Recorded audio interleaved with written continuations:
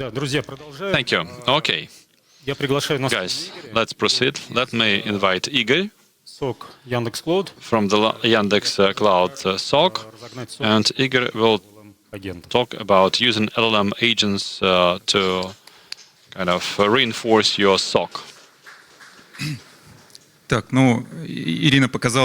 Okay, Irina has shared some prospects with us, and I'll talk about some next steps we could make to get closer. My name is Igor. I'm an engineer in Yandex Cloud. They wanted me to say that I have worked in security for a long time. Well, you can sit there for a long time, but the important thing is that you should do something. So I'll talk about the way you should build your agents with some code to make this stuff useful, and I'm not going to talk about marketing. Okay, let's talk about the agents and how they work, how they interact with the LLMs. Then we'll talk about the price. So if you want to roll out your own agent, and then so we have a repository with GitHub, and I think you'll be able to use this stuff. Okay, why? The market is talking about building great agents. Everybody is using them, but they're not sharing pieces of the code, which is quite unfortunate. And every time you kind of develop your agent, you start from scratch. And the analysts are kind of sad. We have a huge flow of alerts, and as Irina mentioned, 80%, I would say 90% of alerts would be useless noise, kind of forcing the analysts to do one and the same thing. They get unhappy, and when they see the incident to respond to, they just scroll it down, just ignoring it like the rest of this. And at the same time, we have great LLMs who can process data really well, but this is not AI, which is going to win us over. But they can read some text, and they can support you in terms of decision making. And I think they help you more than human analytics or analysts. Okay, we'll try to use this technology. We'll show how to do it and how to deploy a system like that at your premises. Okay, let's talk about our usual interaction with LLMs. Okay, I don't think you can make it out. Okay, so we have a browser, we join a GPT model, and we tell it, okay, please enrich this IP address or a hash.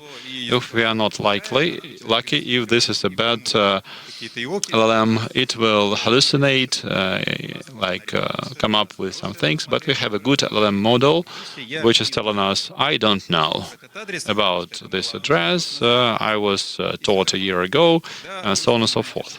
Okay, then you remember that you have some TI platform, and we tell it, okay, go there and take data, perform analysis. It says, I cannot, I don't have access, and so on.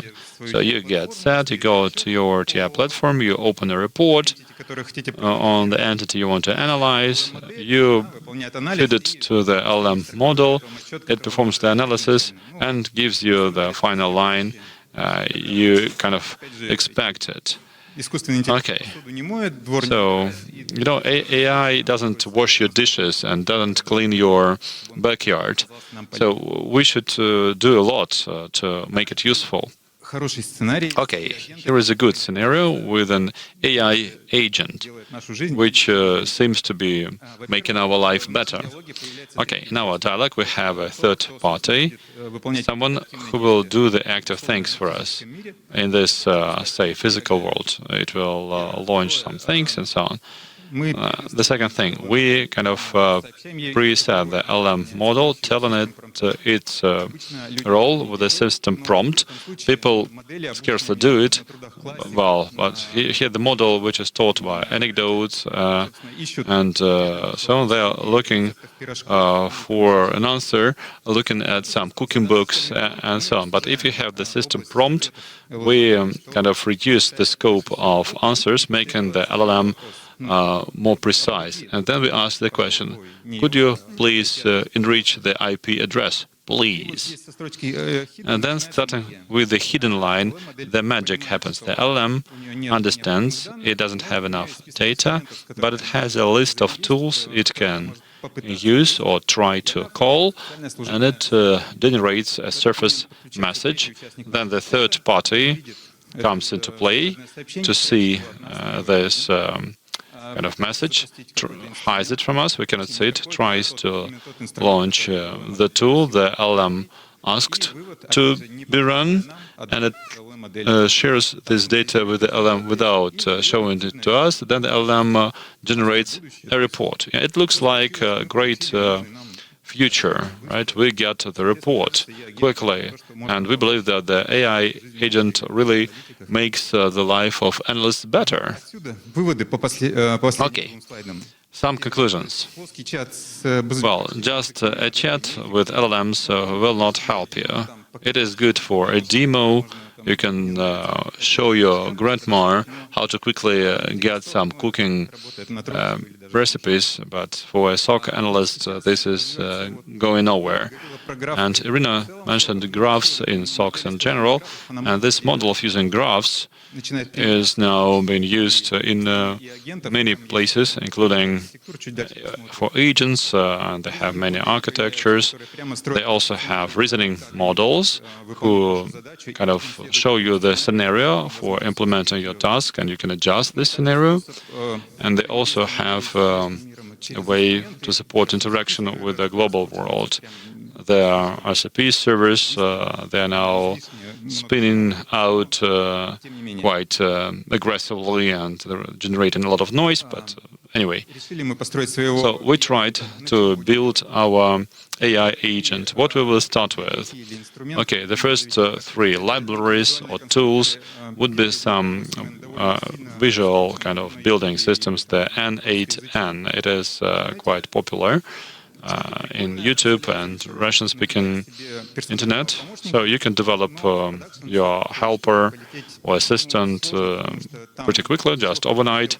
But it's difficult to add here authorization. It's a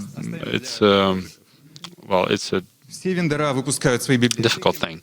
Okay, all the vendors make their libraries. Yandex, Sberbank has come up with their own library to deal with the LM models. They add some agents there. OpenAI is doing it. But the problem is that today one vendor comes first, tomorrow the other vendor will come first, and so on and so forth. So how can we switch between them? The MCP servers, they are kind of buzzwords today. They work well in the context we have one or two MCP servers, but when you have 20 of them there, it's problematic because the descriptions are conflicting, and they make the LLM generate some nonsense. Okay, and I selected a low-level library, a lang graph. Well, there are several options here, and here are the parameters I used to make my choice. Number one, it's quite low level. So when you work in your environment, you can click through these entities, you can find the clusters dealing with the storage, with the models. It is also based on LangChain. It's a popular library. I mentioned it last year, and it's well described in the internet. It's easy to learn how to deal with it. The Lang graph is flexible. It uses the graph approach to build agents, so you can build any architecture. Here we got the numbers in the in this line. So this is a reference to the next slides. Well, the pictures look nice, but it's not that easy to build graphs, because quite often you need to process the message to understand how the graph works. It's better to use some preset graphs. The line graph lets you connect the MCP servers easily and seamlessly, and the line graph also has troubleshooting or debugging tools. Вам слышно, я надеюсь. I hope you can hear me. В общем, Anyway,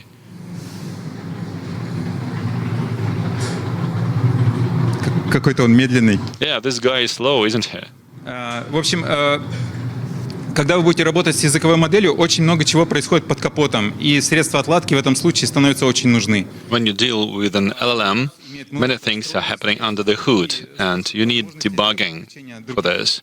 And through debugging tools, you could connect some other debugging tools. Развести руками. And at this kind of stage, I should kind of be impressive. Here is the structure of the or architecture of the project, but there are only three things here for you to remember.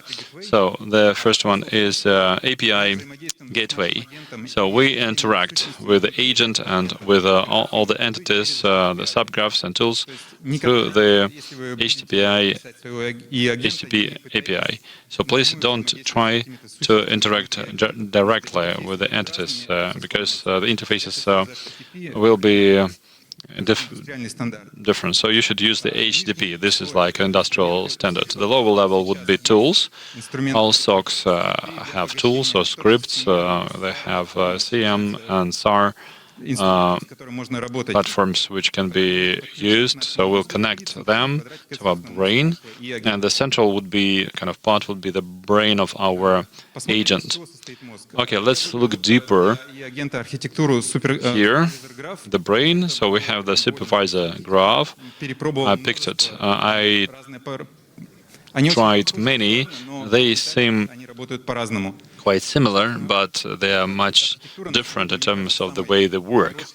So we believe that this is the best thing to use for building your graph. So we have a supervisor graph to take decisions what is going to happen next. It can deal with memory, you can bring the functions there.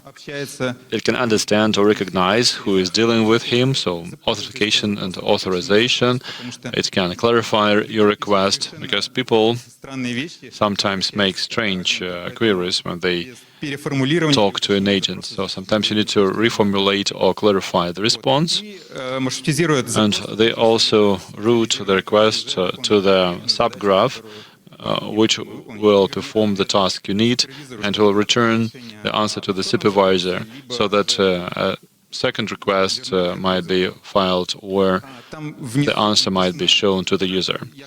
Well, I tested my architecture in the GPT, and it was described like that. I, well, liked it, but it's dumb, so we just put it as an example. Из чего состоят подграфы? Okay, the subgraphs. So we have here a row of graphs here.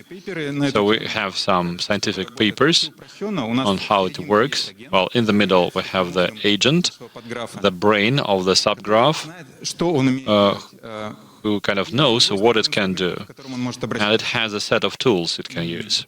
В частности, вот эту React-архитектуру я применял для... For instance, I used this architecture for the enrichment graph. When you give the IP address, FQDN, or the hash, and it decides which tool to call. And if the IP address is there in the FQDN, it can repeatedly call the tool to further enrich it and give you a big report on the connection between the IP address and FQDN and the hash.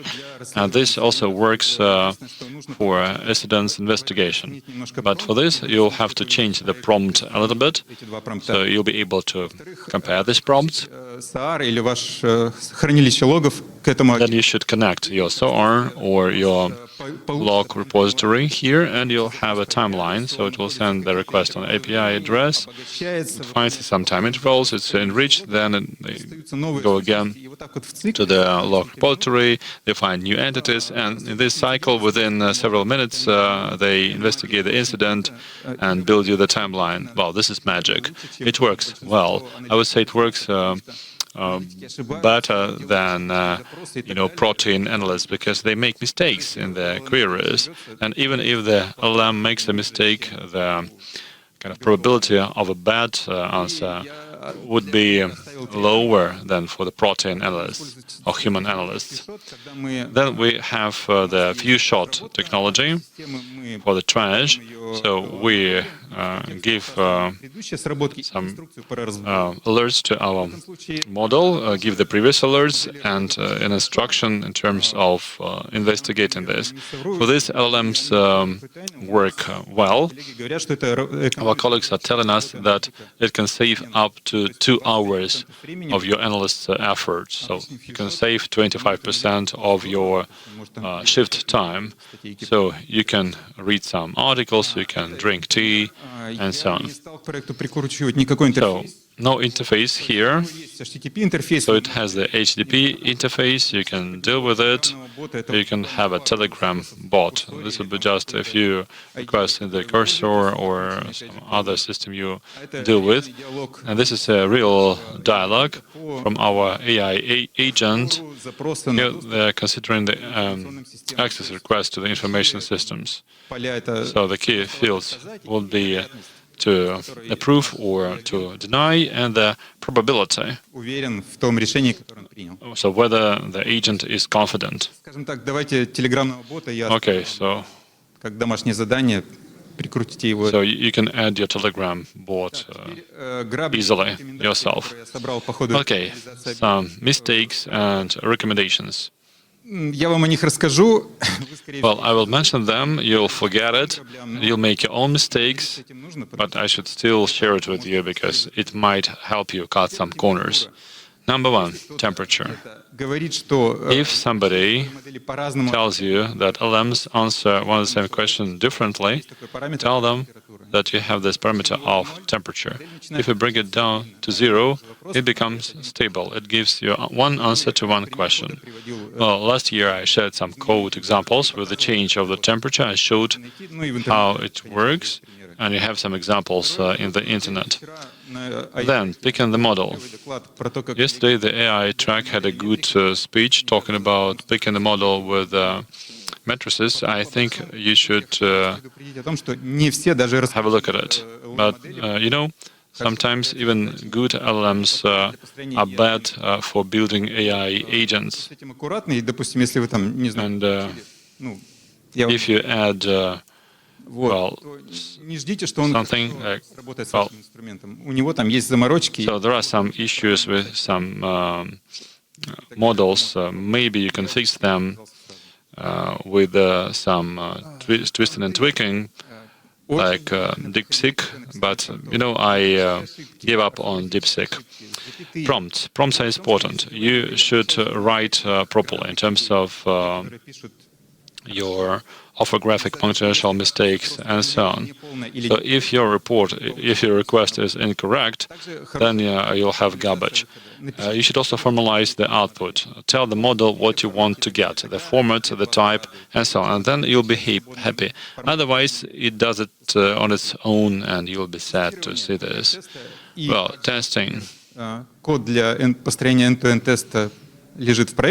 code is there in the project. So you have the first graph, you launch it, you like it, so test it, because the change of the prompt, the change of the model, the change of anything, well, if you don't have tests with questions, so you might be kind of unhappy later. Please validate input and output. So HTTP developers have a lot of libraries for data validation. please use them. I use the Python library, but they also have a cool library, Pydantic. It is better developed and a better match for this. But if I had brought it to the project, it would have become even more complicated. Authentication and authorization added, because you'll have the HTTP arbitrary in the internet, and I adapted this for the cloud launch. You'll add the Telegram bot, and someone will come there with some questions to steal your data. So starting with the first steps, either seal it and don't share your AI with anyone, or think about access rights. A few words about security. Well, 2 weeks ago, I think, they published attacking infrastructure. So they share this as apps or interfaces in the internet, and now they are making malicious MCP servers stealing data in the internet. And LLMs have everything: secrets, credentials, and so be careful. I think that supply chain attacks are going to prosper in this field. Okay, technical things. Use the CI/CD so you can have some GitHub actions.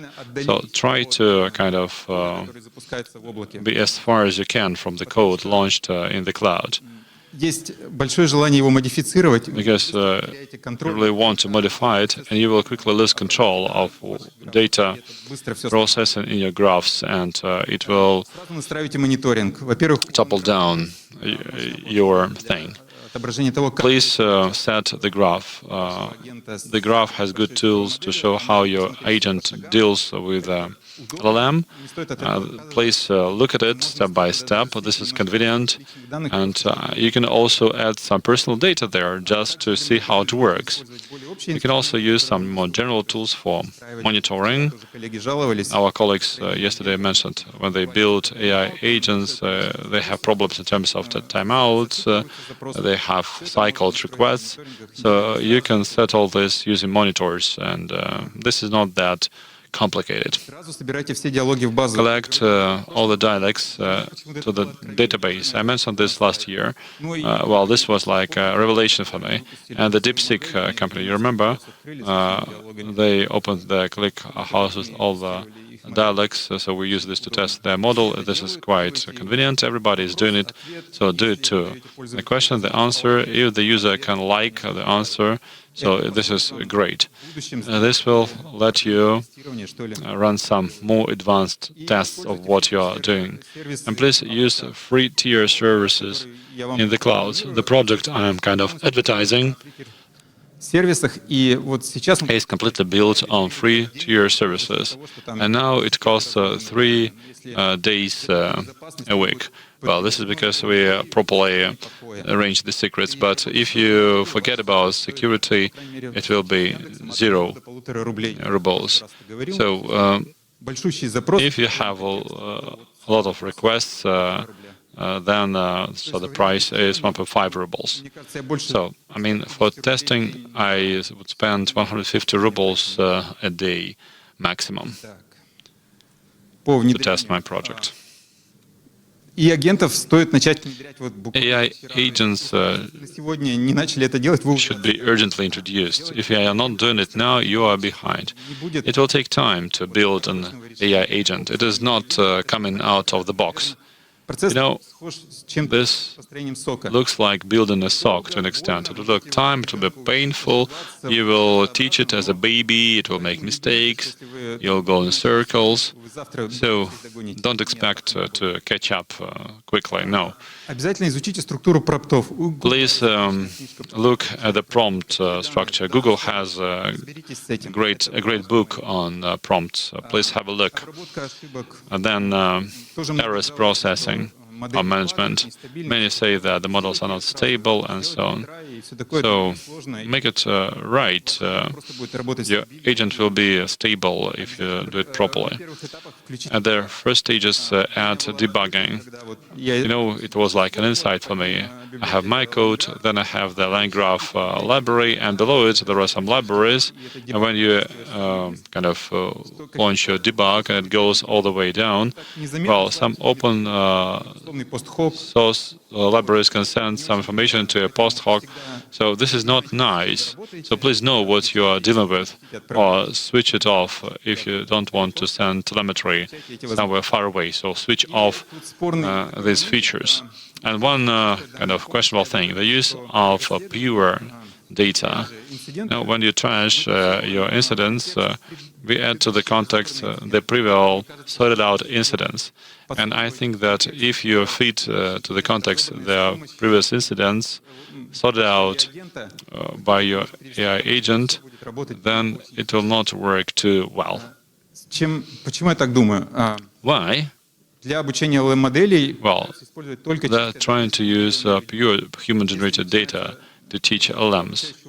If LLM model-generated data goes there, then in 4 to 10 generations, the quality of the LLM data will go down and dramatically. So if we add here to the context of the incidents which were investigated by the AI agent, then our SOC will be a poor performer. I will say that AI agents are bad, but as a matter of fact, it's our problem. We didn't properly choose the data to feed it. Okay, hopefully you understand now that we should build AI agents. This is not difficult. The code is there. In GitHub, it's quite simplified. I stripped it down to make it simple. We reduce the load on analysts. We are talking about 2 hours, and this is proven by real-life facts. And I found a good video lesson in the internet on how to build your AI agent, and it will share with you some steps on how you should use this and how to build AI agents. And talking about security, well, I think we'll mention this next time. But please add authentication, authorization, filter incoming data, and so on. Use all these classical approaches. We talked about the web, you remember, or developing apps. So all these approaches are valid here too. Okay, the QR code generated by ChatGPT, you can use it to go to the repository. Okay, and my coordinates. Thank you, and I'm ready for your questions. Thank you, Igor. Colleagues, let's limit it to 3 questions. We don't have too much time. Есть ли вопросы? Как здорово. Я как раз не люблю вопросы. Напоминаю, что за лучший вопрос у нас... Yeah, for the best question, you'll have books from the Peter Publishing House. Если вопросов нету... Okay, unless we have any questions, thank you. A round of applause for Igor.